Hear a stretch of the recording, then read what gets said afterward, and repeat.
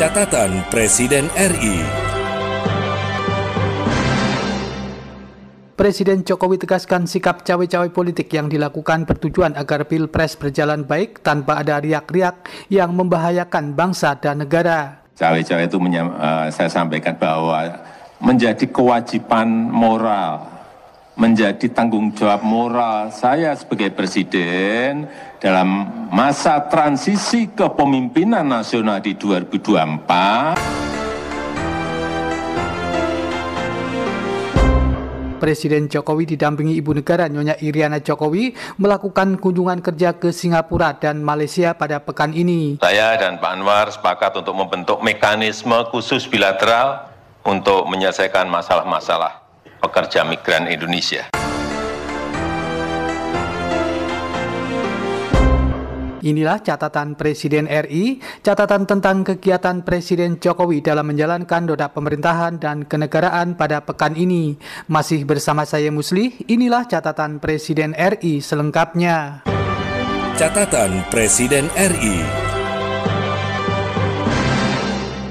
Senin 5 Juni, Presiden Jokowi di halaman Istana Merdeka Jakarta menerima para atlet kontingen Indonesia yang telah berkompetisi pada SEA Games Kamboja tahun 2023. Pada kesempatan itu, Presiden menyampaikan bonus kepada kontingen Indonesia yang meraih medali pada SEA Games tersebut. Presiden Jokowi dalam sambutannya antara lain mengatakan, masyarakat Indonesia sangat bangga atas perolehan medali yang diraih pada SEA Games Kamboja 2023. Menurut Presiden, atas prestasi itu, pemerintah memberikan bonus dengan nilai total 289 miliar rupiah. Tetapi yang mengagetkan saya, ini yang memberikan kejutan, yang mengembirakan adalah semua baik yang dapat emas, perak, dan perunggu. Tapi yang mengejutkan memang tim basket putri. Karena kita nggak pernah dapat emas. Sudah 64 tahun. Mana tim basket putri? Hanya 1, 2, 3. Ya. Kemudian juga hoki indoor putra dan kriket putri. Ini kita baru berhasil mendapatkan emas itu sejak pertama kali ikut SEA Games. Mana ini? Hoki indoor sama kriket putri dan juga tim sepak bola.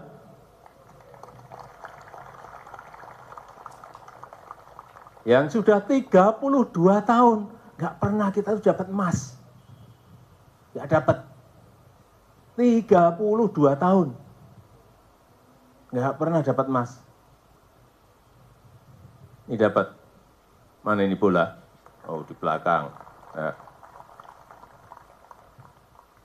Ini saya kira masyarakat saat ini sangat senang dan sangat bangga atas lompatan perolehan medali emas yang berada di 87 emas. Oleh sebab itu, atas nama masyarakat, atas nama rakyat, atas nama bangsa, atas nama negara, saya menyampaikan ucapan terima kasih dan apresiasi yang sebesar-besarnya atas perjuangan saudara-saudara semuanya. Baik para peraih medali, para atlet, para pelatih, asisten pelatih, para pendamping, dan semua yang telah bekerja keras untuk mencapai itu. Tadi sudah disampaikan oleh Pak Menpora, bonusnya yang emas berapa, yang perak berapa, yang perunggu berapa. Saya tidak usah mengulangi, tetapi sekali lagi totalnya 289 miliar. Dalam SEA Games Kamboja tahun 2023 yang berlangsung 5 hingga 17 Mei tahun 2023, kontingen Indonesia meraih 87 medali emas, 80 medali perak, dan 109 medali perunggu. Penyerahan bonus itu selain dihadiri sejumlah atlet dan tim pelatih, juga hadir sejumlah pengurus cabang olahraga, ketua KOI, serta sejumlah menteri anggota Kabinet Indonesia Maju seperti Menteri Pemuda dan Olahraga.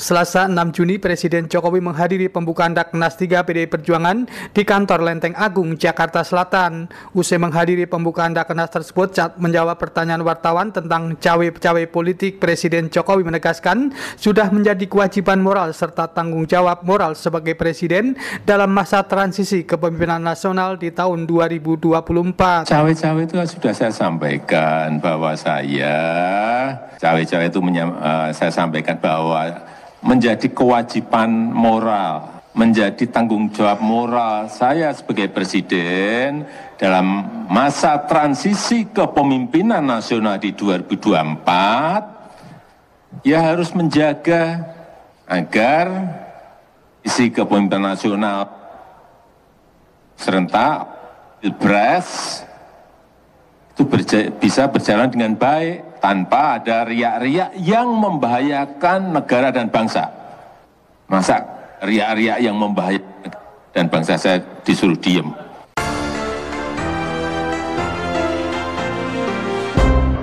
Rabu 7 Juni, Presiden Jokowi dan Ibu Negara Nyonya Iriana Jokowi serta rombongan terbatas bertolak menuju Singapura melalui pangkalan TNI Angkatan Udara Halim Perdana Kusuma, Jakarta. Presiden Jokowi menjelaskan ada sejumlah hal yang akan dilakukan dalam kunjungan kerjanya di Singapura dan Malaysia. Di Singapura, kunjungan dilakukan hanya beberapa jam saja. Utamanya adalah untuk berbicara di Ecosperity Week 2023 yang diadakan oleh Temasek Foundation. Pertemuan ini akan dihadiri banyak kalangan investor, akademisi, dan dari pemerintah. Dan saya gunakan pertemuan ini untuk mempromosikan investasi utamanya di bidang transisi energi, infrastruktur hijau, dan juga pembangunan ibu kota Nusantara. Dan selama di Malaysia saya akan melakukan pertemuan dengan Perdana Menteri Malaysia Anwar Ibrahim dan juga yang di Pertuan Agong Sultan Abdullah.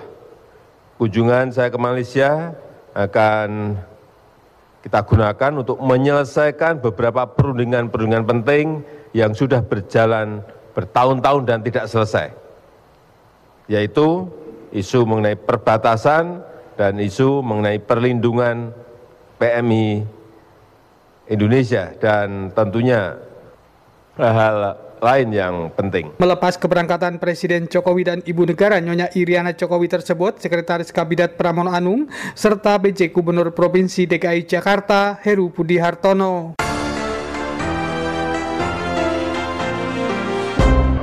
Rabu 7 Juni, Presiden Jokowi berbicara pada Forum Ecosperity Week di Sen Expo and Convention Center, Singapura. Presiden Jokowi pada kesempatan itu mengajak investor Singapura untuk menanamkan modal atau berinvestasi di Ibu Kota Nusantara atau IKN. Presiden mengatakan merupakan kesempatan emas bagi para investor Singapura untuk menjadi bagian dari pembangunan kota di IKN. Now, development is ongoing. Basic infrastructure and center of government will be finished next year using national budget. And for the private sector, for early phase, we have prepared 300 investment packages, total value $2.6 billion in various fields. Housing, transportation, energy, technology, and others.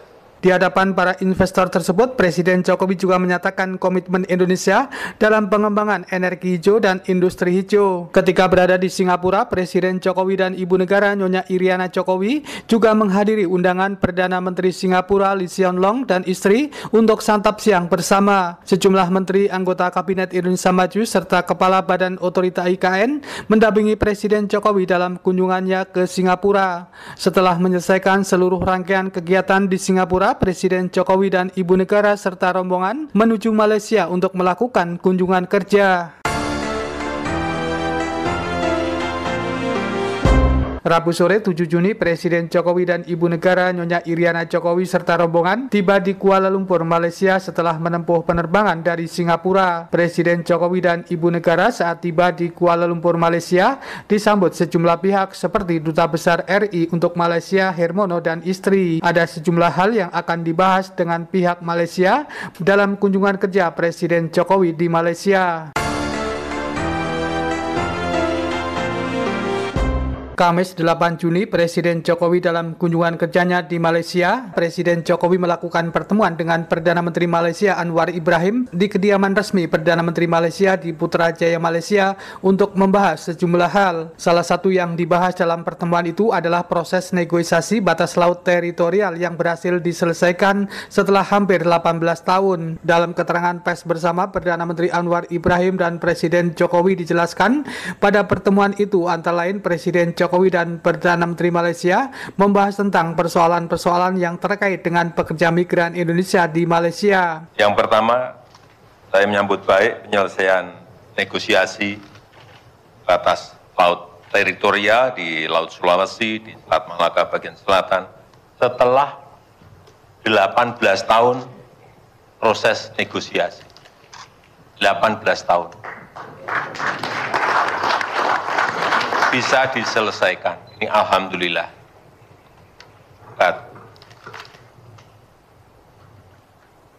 Menteri Anwar Ibrahim yang bekerja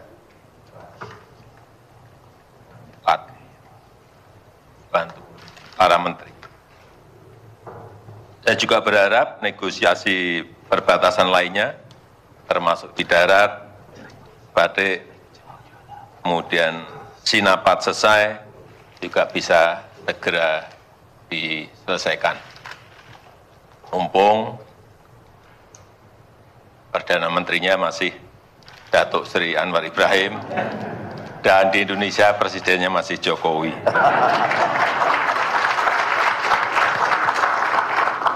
Saya juga menyambut baik penyelesaian MOU untuk Border Crossing Agreement, Border Trade Agreement, dan juga sertifikasi halal, dan juga kerjasama promosi investasi.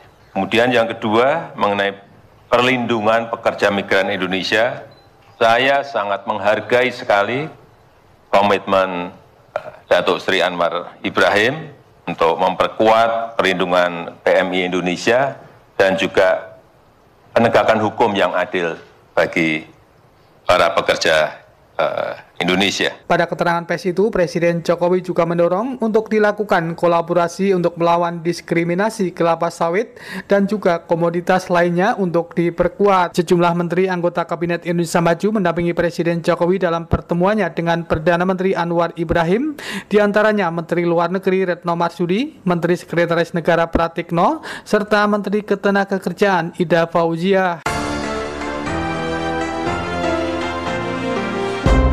Kamis 8 Juni masih dalam rangkaian kunjungan kerja di Malaysia, Presiden Jokowi didampingi Perdana Menteri Anwar Ibrahim mengunjungi Pasar Cokit, Kuala Lumpur, Malaysia. Presiden Jokowi dan Perdana Menteri Anwar Ibrahim menyapa masyarakat yang berada di pasar tersebut. Tak pernah, cuma sepintas saja. Ya, semoga makin rapat dan semoga makin erat hubungan persaudaraan antara Indonesia dan Malaysia. Tak sempat, cuma ambil video saja. Gimana perasaannya? Saya senang, sudah berapa tahun tak jumpa dengan Pak Jokowi ya. Harapannya ya damai, serumpun, Indonesia, Malaysia, boleh baik-baik semuanya.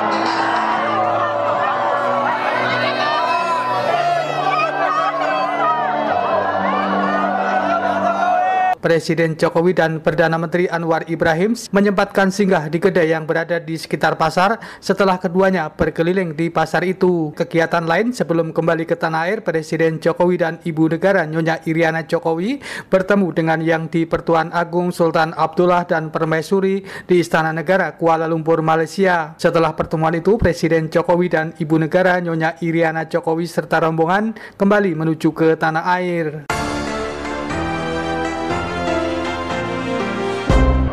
Jumat 9 Juni di Komplek Istana Kepresidenan di Jakarta, Presiden Jokowi menerima Menko Polhukam Mahfud MD. Kepada wartawan setelah diterima Presiden, Menko Polhukam Mahfud MD antara lain menjelaskan sikap pemerintah tentang putusan MK, yaitu masa jabatan pimpinan KPK. Menurut Mahfud MD, pemerintah mengikuti putusan MK yang memutuskan jabatan pimpinan KPK menjadi 5 tahun yang sebelumnya 4 tahun. Sudah mempertimbangkan perdebatan di kalangan akademisi, di kalangan praktisi, di kalangan ahli ketatanegaraan, pemerintah memutuskan mengikuti putusan Mahkamah Konstitusi.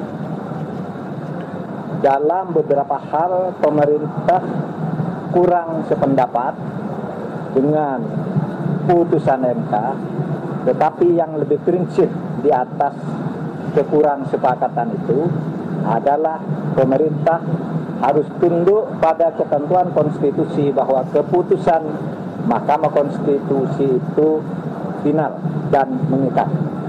Sehingga karena Mahkamah Konstitusi menyatakan jabatan komisioner KPK itu berlaku 5 tahun dan berlaku untuk periode yang existing, yang sekarang ada, maka itu akan diikuti oleh pemerintah sesuai dengan ketentuan konstitusi bahwa putusan Mahkamah Konstitusi itu final dan mengikat, terlepas dari soal kita suka atau tidak suka. Presiden Jokowi dalam kegiatannya di Istana Kepresidenan di Jakarta pada hari Jumat juga menerima Ketua Umum PBNU Kiai Haji Yahya Khalil Stakuf.